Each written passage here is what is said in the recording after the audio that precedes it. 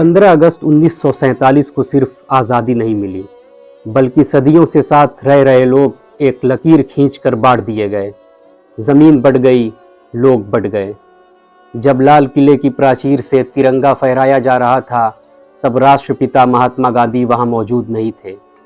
वो कलकत्ता और नोआखली में सांप्रदायिक दंगों के बीच एक दूसरे की जान के प्यासे हुए लोगों को प्रेम और भाईचारे का रास्ता दिखा रहे थे।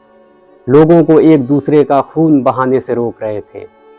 आज़ादी के बाद बापू अपनी आखिरी सांस तक बंटवारे से पैदा हुई हिंसा और नफरत के खिलाफ लड़ते रहे। कलकत्ता से जब 9 सितंबर को वो दिल्ली आए तो दिल्ली दंगों से दहक रही थी। हर तरफ हिंसा और खून खराबे के निशान थे। एक इंटरव्यू में महात्मा गांधी ने कहा था कि जब पिछले रविवार को मैं कलकत्ता से चला, तब दिल्ली की इस दुखद परिस्थितियों की मुझे जानकारी नहीं थी, परंतु राजधानी में पहुंचने के बाद मैं सारे दिन दिल्ली की दुख गाथा सुनता रहा हूं। आज तो दिल्ली दुख की मूर्ति बन गई है। दिल्ली में हिंसा रुकने का नाम नहीं ले रही थी। बापू ने इस हिंसा के खिलाफ लोगों पर नैतिक दबाव डालने के लिए, लोगों को भाईचारे का सबक सिखाने के लिए 13 जनवरी 1948 को आमरण अनशन का ऐलान कर दिया। गांधी के अनशन का दिल्ली पर करिश्माई असर हुआ। जगह जगह गांधी के समर्थन में सभाएं होने लगी। लोग भाईचारे के लिए रैलियां निकालने लगे। उपवास से गांधी जी का शरीर कमजोर पड़ने लगा था, लेकिन उनके इरादे मजबूत थे। वो अनशन पर कायम रहे और इस शर्त के साथ कायम रहे कि जब तक लोग हिंसा करना बंद न कर दे, ये अनशन बंद नहीं होगा। भारत में भी, पाकिस्तान में भी बापू के चाहने वाले उनके लिए फिक्रमंद थे। इस तरह 18 जनवरी की सुबह अलग अलग संगठनों के 100 से ज़्यादा प्रतिनिधियों ने गांधी जी को शांति शपथ पत्र सौंपा। दिल्ली में हिंसा रुकी और बापू ने आमरण अनशन तोड़ा। बापू अपनी आखिरी सांस तक दिल्ली में बिरला हाउस में ही रहे। वहाँ रोज़ प्रार्थना सभा होती, लोग बापू से मिलते। बापू उन्हें अहिंसा का, प्रेम का, भाईचारे का संदेश देते। 20 जनवरी 1948 में प्रार्थना सभा में एक बम धमाका हुआ, जिसमें बापू बच गए। इसके बाद बिरला हाउस की सुरक्षा के लिए पुलिस अधिकारियों ने गांधी जी से बात की, तो गांधी जी ने पुलिस अधिकारियों से कहा कि उनका जीवन ईश्वर के हाथ में है। अगर उनकी मृत्यु लिखी है तो कोई भी सुरक्षा उन्हें बचा नहीं सकती। उनका कहना था, जो आज़ादी के बजाय सुरक्षा को प्राथमिकता देते हैं, उन्हें जीने का हक नहीं है।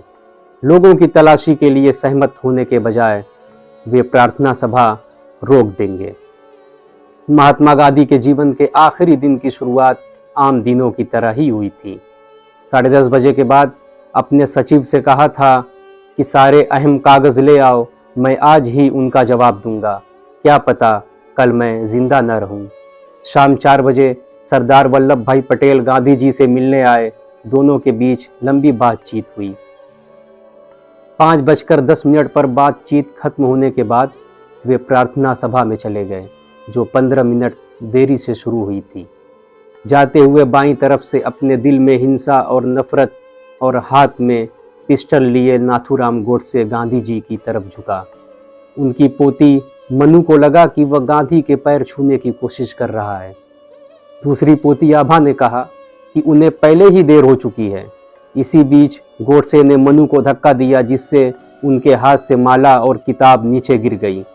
मनु किताब उठाने के लिए नीचे झुकी, तभी गोडसे ने पिस्टल निकाली और एक के बाद एक 3 गोलियां गांधी जी के सीने और पेट में उतार दी।